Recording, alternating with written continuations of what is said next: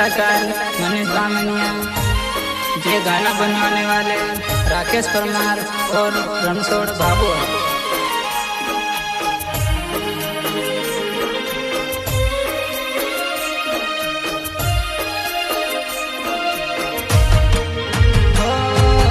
याद कर दिल या कोरोड़, याद मा कर दिल मारा होतरो बीमार पड़ते, याद मा कर दिल मारा होतरो बीमार पड़ते।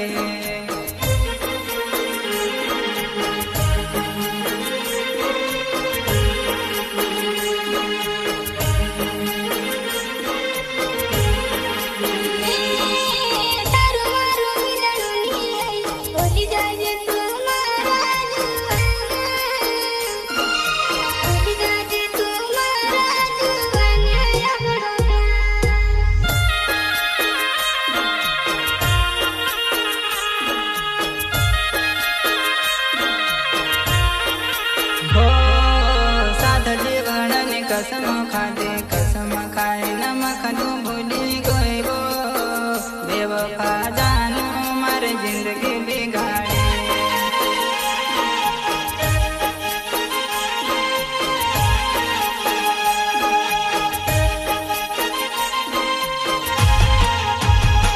माफ कर जी भूल है त जाना जाना, माफ कर जी भूल है त जाना रोज कना की रमील जो तो राम जाना।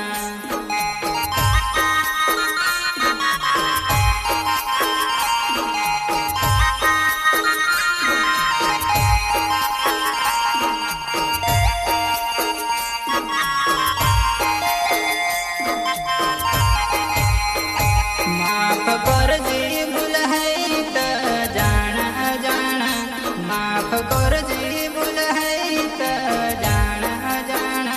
हाय त से रोज खाना की वो मिल यो तो राम जाना।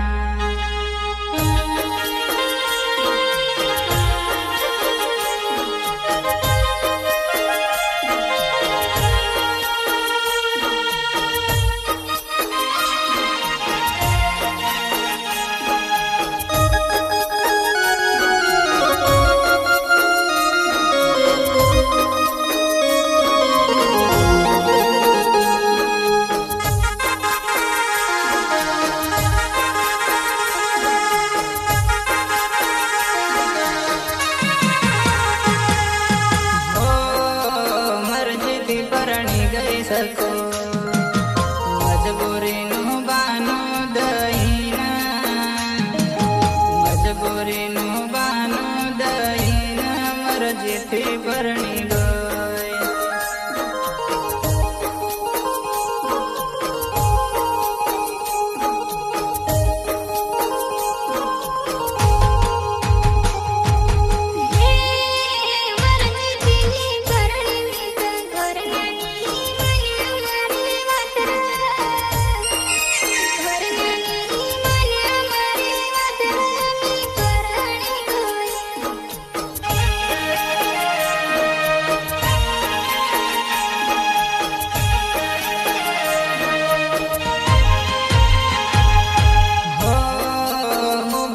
हो शादी तुझ